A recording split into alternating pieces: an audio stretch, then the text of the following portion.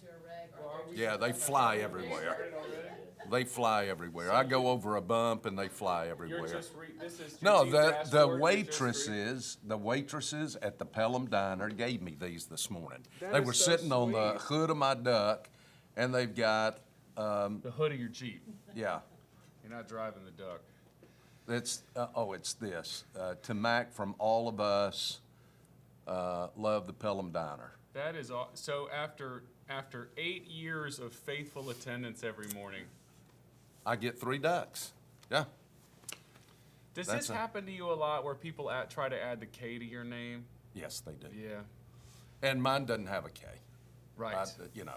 The Mac truck does. I used to have a bulldog off of a Mac truck, and I had the name Mac, and I cut the K off. I don't know what I did with that. I'd love to have that bulldog back. I don't know where that thing went, but I'd love to have that thing back. Do you see a lot of church members at the Pelham Diner? Yeah, from time to time I do. I think the other morning there were like 4 tables full. When I walked out of there. It's a great place. I mean, it feels like you're walking into Old Town Americana, Greasy Spoon, just the way it's supposed to be. That's my place of ministry right there. I get to talk about Christ and the Lord and things, and in that place, you go in there and you're there, and I have to say, I tip the waitresses really well. Yes. I do tip them well. And you just, over time, they begin to build a relationship with you, and they're comfortable talking to you, and I get the opportunity to do that all the time. So that's part of your kingdom circle. That's one of the things we've been talking about. That's right. That is in my kingdom circle right there. That's something that we'll talk more with the congregation about soon, but that's just a terminology that we're trying to use to talk about, like, where has the Lord put you? He's put you somewhere. If you're living, you've been put in particular situations where you can share the gospel with people. So Joanna was asking, for all the Jeep owners, I'm not a Jeep owner. Yeah. Do you don't stick these things down? No. They're all just because I'll go I've got this 45-degree angle drive that I have to get out of. Oh, that's right. Yeah. And I go up that driveway and I hit that bump, and every time you hit that bump, these things will, So I'm driving down the road trying to put ducks back in place. That's perfect. So where did this whole duck thing start? It's only been a few years, but now I don't know. I guess it'd be nice to go back a few years and invest in the rubber duck manufacturers, because that's a big deal. Do you have a favorite one? Particular duck you like the most? These are cute. I've got. Don't you have a Mozart or a? I've got Queen. I've got Queen Elizabeth duck. I've got That's a good one. Sherlock Holmes duck. Those I got. I got a Bobby. London English Bobby. Yeah. Duck. I have Donald. Somebody gave me the Donald Trump duck. Oh my gosh, that one is hilarious. And a Scottish. I've got a Scottish duck. I don't know. I've got all kind. I've got there's a unicorn duck. Do you ever have to rotate any of them out, or do you always have the full collection? No, Debbie keeps saying, I can't even see out the windshield anymore. You got to get these ducks out here. I said, Debbie, people have given these things to me, and I'll be driving down the road, and somebody will see me, and they'll come and they'll say, well, you took my duck out of your window. Oh my gosh, that's the last thing. That's the last thing. It's tough. What's wrong? When someone gives you such a visible gift. Yeah, so that's tough. Jared told me that he's going to start putting. You're going to start putting teddy bears in your Nissan, right? That's the next thing you're going to do. Unicorns. He said, okay. Oh, I was going to say teddy bears. That's going to be like Andrew. He needs to get those fancy, the fancy like fine china unicorns that'll just shatter the second he gets a speed bump. Who is that crystal company? What's that crystal? Oh, yeah, it used to be such a thing. Yeah. Joanna, get those numbers on our desk. I can't think of, golly, you see them in the airports, you see them in malls, you see them, everything is made out of crystal. That was really a thing for a while. Unicorns made out of crystal. Yeah, I can't think of the name of it. It's not as in vogue right now. Swarovski Yes. crystal. Yeah. They That's make actually that kind of that's stuff. actually what these glasses are made out of. It's Swarovski. this perfect Swarovski crystal. They're much heavier than they look. Now I left my normal glasses at home. Did you really? Yeah. Oh yeah. I can't. I lose my glasses. all Hey, the time. well, you got to feeling better. Hey, yes. Oh, thanks You're for all handling healthy things now, last week. and Man, I was not in good shape last week, and I could tell you didn't feel good last Sunday. I was trying to push through it. You know, it's tough though because maybe you look okay, but the second you talk in the microphone, people are like, "Are you okay? Yeah, you you're doing all right?" sick. You can't really hide it at all. And the choir yesterday was so full. Wasn't that I fun? thought, well, he's going to have to expand out on that a little bit. Well, we have more risers choir. If you guys show up, we'll expand It it. looked really good yesterday. It was And the good. music was good yesterday. Yeah, we got that new song. The King is coming. You know. I saw that, and it immediately my mind went back to the 1970s. You know, yeah, Joanna's got. that's what I thought. Well, I maybe we'll can hear the trumpet sounding, and soon his face I'll see. The King is coming. Y'all done? Nope, Oh, All right. gosh. Take it to the chorus, Joanna. not until we get a glory cloud descending in. Get the Shekinah descend. Oh, descend in the- golly.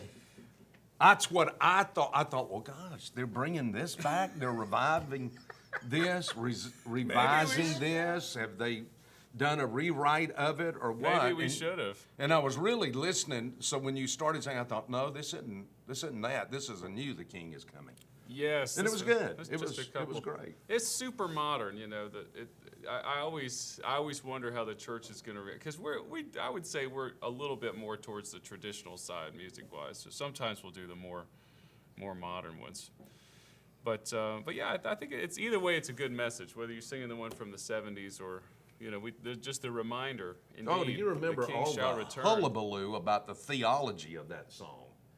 That Oh, they really? were going through that, it's terrible theology and Oh, I don't even know. Well, we you could know, do it got into, is it the, I don't even remember what the the debate was. pre on. or It was- post-trib rapture Yeah, or I something think like so. that. And I thought, just enjoy the song. It's not, you know, There's always going to be the people there that split hairs. You know, anytime a Christian movie comes out, that's what everybody's Yeah. trying to do. Like, wow, this isn't entirely biblically accurate. You know, I remember they did that with The Prin- Chosen. Well, they Or the definitely Prince do it of with the show. Egypt. I was going to say the Hey, Prince well, of listen, Egypt. you know, Dr. Vines was invited by Disney to go down there and preview. The Prince of Egypt? Yeah. Yeah? What he And said? So I think Criswell went down there and reviewed it as well. I think they thought it was good. Yeah, I think they had one or two suggestions for him, but nothing major. Nothing. No. Like, oh no, my stars, this is horrible, blasphemous, or something like that. No, it seemed like to me that Dr. Vines made one comment about something that they could do that would, but I can't remember. I rewatched it recently with the kids. I can't remember why, but I The love it. Prince of Egypt. The music is so good. They do such good music in those Disney Music. films, don't Well, they? that one's actually DreamWorks. I think that might have been the first Oh, yeah, DreamWorks well, I'm picture, but sorry. it's still really That's well right. done. And Steven Spielberg produced it. You got Hans Zimmer did the score. Steven Schwartz did all the songs, and Steven Schwartz did all those Disney songs in the '90s anyway. So it might as well have been. He was so good, but. My kids, I was proud of them because they were doing the biblical critique of the movie. Oh, good. And all of them, and Jude was just like, I don't know about this movie, Dad. I said, why? He's like, well, Pharaoh didn't die in the Red Sea. He was supposed to die. And I said, well, it's a little bit of, they took a little bit of dramatic license with it. But they want it to be by the book. So That's good. That's a way to raise them. we've taught them well. Raise them by the book. You want to talk about the book a little bit? Beat them with the You book. got right to everybody was talking to me about, and I watched the recap last week, and you just got right into it. You're like, Kirkwood's not here, so we're not going to fool around at all. So I'll fool Well, around a little bit I less. enjoy that. We don't have football to talk about right now. It is such a shame. You kept mentioning Yeah. football yesterday, and I could just tell you were grieving during that football's all over. It is a little bit sad. But we could talk politics because you got into the politics Well, yesterday. people say if you talk about certain things, they, oh, well, he's getting into politics. Listen, I am into politics about as much as I'm into eating this carpet down here on the floor. Looks tasty. I don't. There are a lot of things that people call politics that are not politics. Oh, okay. Talk about that. Well, I'm interested. abortion is not politics. Right. That is a moral issue. Sure. And I have a right to speak to that. So is homosexual marriage. So Sure. is transgenderism. Sure. So is a lot of the things that we, and you come into a chapter where a king is writing this, Solomon, the son of a king, his father was David, and he's talking about keep the commandment of the king because of the oath before God. So Israel swore to keep, to honor the king because he was God's anointed. And so what do you do with this? Do you just skip over it? Do you just, David remained loyal to a very evil king. Yes, he Now, did. that doesn't mean he agreed with everything that the king did. He certainly didn't, because that king kept trying to kill him. I'm sure he didn't agree with that. There were ways that he led that I'm sure David did not agree with. And in fact, it got so bad for David, David literally had to go over to the Philistines and say, hey, I need some I help. can't live there any longer. And he comes to the Philistine king and just says, can you put me up? We're not going to hurt you. We're not going to do any of that. And by the way, it's great sermon material. The Philistines go out to war with Israel Right. while David's living with them. That's right. David and his 600 men. And so David tells Achish, he says, okay, I'm going out to war with you. And David's got this thing because David could not fight the Jews, the Hebrews, the Israelites. He could not fight. He would not fight them. They were his people. And yet he's told Achish here, now listen, I'm here, I'm living with you, we'll go out to battle with you. And so he's caught in a dilemma. He's worked himself into a bad situation. Don't we do that? Well, yeah, we do. A lot of times we work ourselves into a bad situation and we just sit there. I know David was praying. I know he was praying in his heart. God, get me out of this. God, get me out of this. God, get me out of, what am I going to do? What am I going to do? What am I going to do? And so, But there's a sense in which he didn't get himself into that. He had to go there because Saul was about to kill him. he was, but one thing precipitates another, and then you got yourself caught in this. But what the Lord does, it's very fascinating how the generals of Achish, the Philistine army, come to him and say, "You're not. We are all opposed, and you're not going to take these Hebrews into battle with us. We Yes. get into battle and he turns on us. What are we going to do?" And so he makes them go back to Ziklag. You That's just right. turn around, David, take all your men and go back to Ziklag. And they do.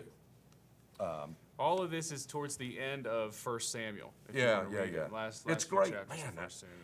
That is such good stuff. That is just such good stuff. Yesterday, so that's a good. David obviously is an excellent example of trying to thread the needle. When God says follow the king, but the king himself is acting in opposition to God's will. Yeah. So, you and- couldn't get any more opposite of doing what God wanted than Saul. Well, you also have later on, I think it's Jeremiah that delivers the prophecy. Oh, when you people are taken into captivity, Yeah. you still need to live your lives. You need to live Yeah. quiet lives. You need to be married and given in marriage. You need to plant gardens and Yep, just set up yeah. shop for. You need to be good Jeremiah citizens. 29. Yeah. And yet, when they're in that situation, God gives another command to Daniel and Shadrach, Meshach, Abednego, these guys, Mm-hmm. and says, no, you're not supposed to follow when they say to worship in this way. Yeah. So I guess, can you speak to that a little bit? Because yesterday you talked about how part of our role is to follow the proper procedures of the law of the land.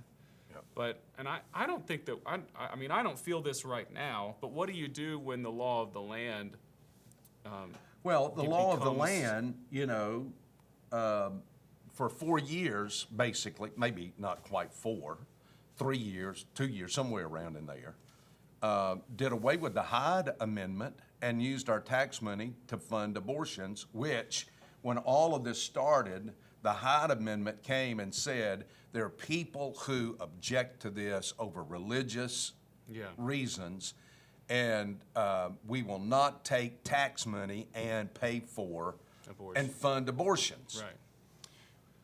Well, you know, and of course that was set aside, and many did, and it really, I wrestled with this in my own personal soul. What do I do in this situation? Now, thankfully, that's been reversed. Right.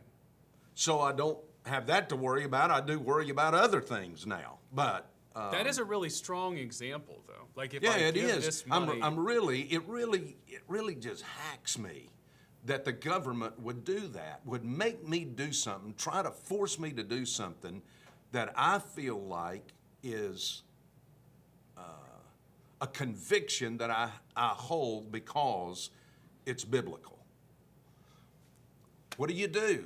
Do you just stop paying tax? Do you go? Do you get thrown in jail? I went through all the scenario in my own personal mind about what do I do with this? How do I combat this? You know, so it's real stuff. that is real. That is very difficult. And you know, people lose their mind today if you talk about either side or what this or that or the other. Well, let me tell you something. Joseph was allowed to speak to Pharaoh and basically led the nation of Egypt. Sure. But he had the right to go and to speak to Pharaoh. Daniel had the right and spoke to all these Babylonian kings from Right. Nebuchadnezzar on, Right. and then the Persian kings. He Right. didn't live long into that, but he did. You've got John the Baptist, who goes and just calls out Herod Right. for living in sin with his brother's wife. Right. He gets his head cut off. You know, yes, and has his head eventually cut off. You've got Zephaniah, who is of royal birth. His great-great-great-grandfather, I believe, was Hezekiah, but he's a direct descendant of Hezekiah. So he's in the temple. I mean, he's in the palace telling these people of the royal family, let me tell you, Babylon is coming, Right. and judgment is going to fall, and Right. you're at the point now, nothing you can do will stop the hand of judgment. You just need to get yourself right so that when judgment comes, you'll be able, you know, God will protect you through it. Well, anyway, if all of these people in Scripture can speak to the leadership of that day and to the issues of that day, I have a responsibility to speak to the issues of my day. I'm against any kind of government that kills 90 million babies over the last umpteen number of years. It's a long time. You know, I'm against, and I can tell you, a government that sanctions letting a man go into the bathroom where my granddaughter is. Of course, yes.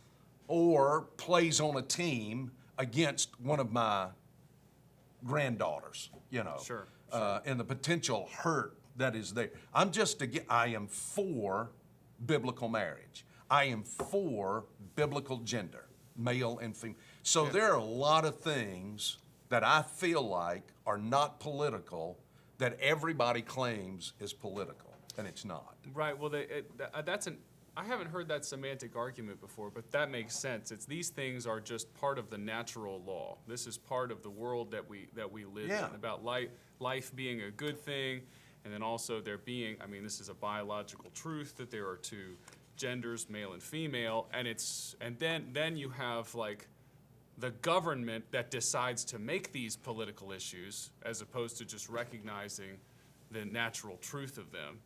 Yeah, so I guess that is unfair then, because the Christian then goes and talks about these things, and people say, "Why are you being so political?" Yep. It's like, well, they did. They started. There is a divide in our country, and the Well, divide. so, Joanna, have you heard that there's a divide in our country? We need to Well, think there about is a this. divide. We need to think about this. We are different. We are deeply divided in It is this a country. yes, we are. And it's We not are. between north and south, and it's not between white and black, and it's not between No, it's Republican and Democrat. It's between truth and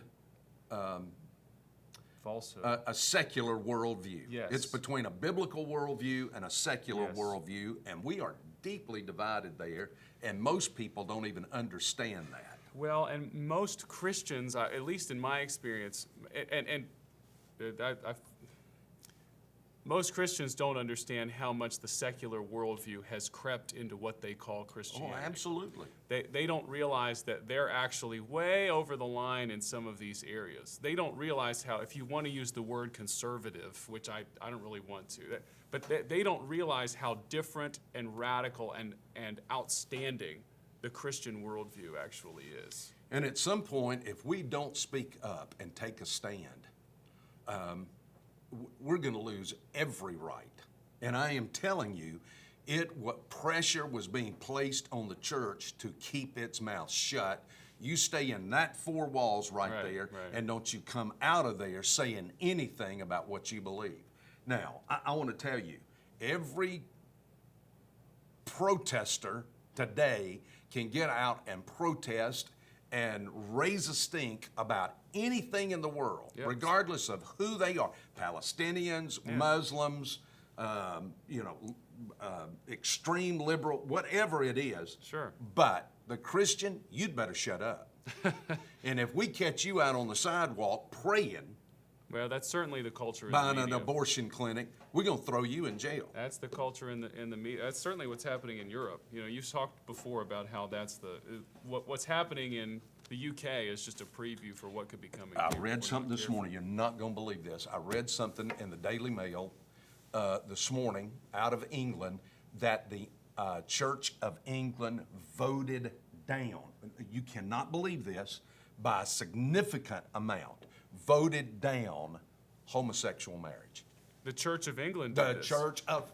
Well, knock us over with a feather. It is about to just send me into the floor. I couldn't believe it. Knock the I dust over. could not believe it. It was... So that's a good thing. How is that happening, I don't Pastor? know. I thought that was irrecoverable. All you can do is hope and pray that the church over there is beginning to wake up. I tell you, there is something happening in England in the church. Yes. And Yes. I don't mean the Anglican church, but obviously the Anglican church too. But in the church over there, of course, we're working very hard with several churches up in the north of London, and it's exciting. I wonder if we could get, because next week is going to be One Mission Week. Yeah. I wonder if we could get Yeah, Nathan or yeah, Luke or yeah. somebody in here just to have a conversation We about should. it. We already. I don't know if next Sunday they'll be here. Yeah, they'll be here Monday, won't they? I don't know. Joanna, would you look into that? Mondays and Tuesdays-ish, but we'll see, yeah. They're coming in. Because we yeah. could do this on a Wednesday or something if it meant that we got Do to. a special. We could do a special recap or pre-cap or something like that. Breaking news. Great. Special news event. From jolly old England. Direct Yeah, we ought to here. do that. We ought to put some of those guys on here. The ones that we can. There's some we can't, but We just have to we'd have to turn the gain on this mic way up because Pastor Nathan talks so softly at times. Yeah. And It's pretty good. yeah. thank you. I've been that is working on good. it. That is good. You know what I've been, Proud well, of you. that might be too much of a subject change, but okay. Well, we're gonna have to land the plane here soon. Okay, so Okay. we talked about the scripture. Do you want to just fool around now? I've got lots of other stuff. that Yeah, we could well, sure. do. I'm just kidding. What have you got? What do you got So on my there? dad hit me with this. So my dad is in town. Oh, good. You finished up the message, and you said the end of all this is, you just need to make sure. Well, let's get your last line right because it was super helpful. Don't let the things that you can't understand keep you from enjoying the things you can understand. Yeah, the things that you can't. Don't let it rob you of the joy that you can have. Yes. And so you said, take joy in your family, go home, eat, drink, and be merry. Drink ginger ale. Go home, eat, drink, and be merry with your family, and just enjoy your family. And my dad pulled me close before I left this morning. He said, son, ask Pastor what to do if you just don't enjoy your family. Well, he wouldn't know what that's about. He enjoys his family, I know. Yes, he does. Well, I'd just say to any guy who doesn't enjoy his family, you need to look at the primary reason for that, and that's look at your own self. Yes, that's right. Well, and yes, let's talk about that. That was so helpful, and it is so true. I'll be vulnerable. It's so true in my own life right now. It's so easy to see that the problems that I'm having are not because, well, the devil's out to get me today. No, it's because I in my flesh will mess things up. Oh yeah. And That's you my said that my very biggest directly. my biggest problem is me. It's not church folks. It's not people down at the bar, because I don't ever see the people down at the bar. It's not people out in the community. It's not even the DMV. The biggest problem I've got is with me. I'm my biggest problem. But that step of humility, that step of recognition, is a step that most people don't take. They want to blame their problems on other people, Everything as opposed to else. starting with Yeah. the man in the mirror, right? Yeah, that's good. Yeah, old Patrick Morley. That's a great. I thought it was Michael Jackson. No, Patrick Morley had Oh, okay, said my that bad. long before Michael Jackson. I wonder if you know what? I wonder if Michael Jackson got that from him. I bet he did. Maybe he did. I had that song. Starting with the think man in the mirror. Yeah, I had that. I think I dreamed about that song. I must have been thinking about what you said. But anyway, that was really helpful. And Pastor, I just That want would to have been a good illustration. you can. In you the can words use it of the next great time. theologian Michael Jackson. Everybody loves that one. Start Yeah. with the man in the mirror. Start with the man, right? So I just got to thank you, because the way that you've been able to unpack this text, which is a lot of, for many people, myself included, just a lot of times the meaning or the application eludes me. Yeah. And so it's been helpful to just have some very, very clear application, practical help for daily living. That's been super Well, you helpful. just have to kind of work yourself through the text and say, what is he saying and what's he doing? In this, I am convinced that through a lot of this, he just keeps thinking back to his dad Yes. and to Saul. Yes. And the whole thing there, and if you watch the message, you'll see some of that. But he keeps bouncing this off. What do you do with an evil king? What do you do with an evil boss? What do you do with an evil coworker? How do I get along with these other people? Because I'm told to get along with them. I have to start there. I know what the Word of God tells me. I am to respect those who are in positions of authority above me. So I start off with saying that's what Scripture tells me to do. And of course, everybody is going to begin, well, what if it's, if it's ungodly, if you will wait to the proper time and the proper procedure, God, in His wisdom, will lead you through that. That's what I was saying. And I'm thinking about a couple of folks who do work in a situation where the boss just about makes it impossible for them to live out their I faith. can't imagine what that's like. Yeah, no. I know you can't, that's for sure. You got a good one. I didn't know you were gonna You go got the a faith good angle. boss. But I know a number of people that are wrestling and struggling right now. It's What so do tough. I do? I know. And I just tell them there is a proper time. There'll be a right time and there'll be a right way to do it. Yeah, there will be. Do that. Honor the Lord by waiting on His timing and waiting on and doing it His way. And through that, God will open a way. For David, he just had to escape. He had a boss that was trying to kill him. Literally, yeah. Literally. Yeah. Throwing spears at him. Every time Wild. he could get him in a small confined place, he'd throw a spear at him. So he had to get out. And sometimes David did it right, and sometimes David did it wrong. And yet through it all, God loved him. Mm-hmm. And God was there for him. I could take you through, I could go to the 22nd chapter of 1 Samuel and take you through this whole thing that leads up to the 22nd chapter. David is just running. He's just running crazy. And you stop and you think, David, I think you got a little more courage than this. Mm-hmm. When I think of you, I think of a young man who is full of courage, but he's running. He runs behind and hides behind Samuel, and then he runs to the priests at Nob, and he gets them all killed. They're all killed and slaughtered. That's really sad. And the whole time he's running, the one thing he doesn't do is he doesn't pray. He does not Strange. pray. Yeah. Which is, he's allowed fear to grip his life, and that consumes him to the point to where he just forgets about God. That's even when he goes and acts insane at Gath, right? Yeah, he goes down to Gath and acts like he slobbers all over himself. Yeah. Don't you know that's humiliating? And he pretends like he's writing on the gates, and Achish comes and says, look, do I not have enough? Because the men come to him, this is David, and he said, don't I have enough nuts in this kingdom without y'all bringing me one more?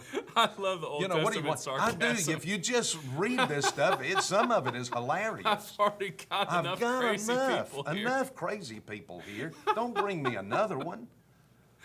It's really good. It's really good. It really is. I love that line. Oh, King Achish, whatever. Okay, we gotta finish this up. Oh, Las Vegas statue.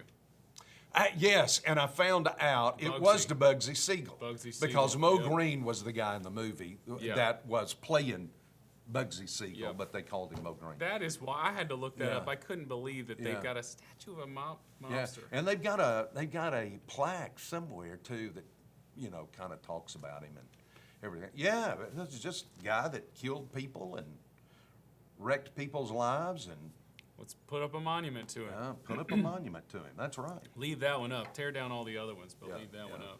Yeah. Thanks for that message Sure. yesterday, Pastor. Thank you. And we're praying for you. I know you're traveling to that Baptist I leave in convention the or morning whatever. for South Louisiana, Milldale Baptist Church down So there. that's It's Pastor's South Conference. Louisiana. So that's basically you're in the Gulf of America. You're just floating out there in the water. Yeah, you know, I've forgotten about that. That is the Gulf of America. Yeah. Or it is right Gulf now. we could call it Gulf of Mexico. Either way, you're just out there floating on a raft. No, I'm in Zachary. It's Okay. down below Baton Rouge. It's just down below there. Yeah. They have, oh my gosh, the seafood down there. So good. It's just to die for. It's incredible, Yeah. man. Are you taking Debbie with you? No, You're no, just- oh, okay. no. I'll fly down there. My plane leaves at 7 in the morning, and I am in the airport. My plane leaves at 5 Thursday morning. Oh, okay. Because Wow. I have to fly from Baton Rouge to DFW. Of course you And do. from DFW back here to Birmingham. Going out, I have to fly from here to Charlotte, and from Charlotte to Baton Rouge. It's so silly. It is. It's a pain. All right. But Well, travel safe. thanks. I'll be back Thursday morning. I got people flying in here to see me Thursday. Oh, good For gracious. lunch. So I think I get back at 11:15, and I'm gonna have lunch with them at 11:30. Oh. So I hope there's no plane delay. Well, I can meet them there and warm them up for you. if Anyway, you want well, me they're to. flying in They on a might be private gone. plane. Oh, is that right? Yeah. Well, then in that case, I'll definitely be there. So I've got to fly out commercial. You poor thing. You poor thing. Just flying You in do get first tired class. of it. You just Is get your tired jet of first not- class. is it in No. the shop? My jet. Your Yeah. personal jet. Yeah, my jet. Yeah. Yeah. I want to know why y'all haven't raised $90 million so I can buy me a You guys Gulfstream. get right. I'm telling you right now, I just don't understand it. It's the only way that this man could do ministry. It's, I don't want to be on that tube full Have of you demons. watched that? Isn't Have you what, watched that What's his video? name said? Yeah, that What- tube full of demons. What is? He did. I can't think of his name Me right now. neither. But he's, Have you ever He's a watched those? trick. The guys talking about. It's like the two televangelists talking about why they need private jets. Oh. We gotta have it. we Think gotta about all have, the. well, one of we them don't- literally says on video, I don't want to be in that tomb full of demons. full of demons, Well, yeah. Kenneth so he Copeland. wants to be, yes, Kenneth Kenneth Copeland. Copeland. So he wants to be on his own private jet, and he thinks there's not a demon can get in that. Definitely not. No, he's got that thing all anointed with oil. Well- and whatever. They just can't afford to dump it. Bless his heart. Bless his heart indeed. Pleasure hanging with you guys. Say goodbye, Pastor. I didn't know you could juggle. Me neither. This is amazing. Goodbye, Pastor.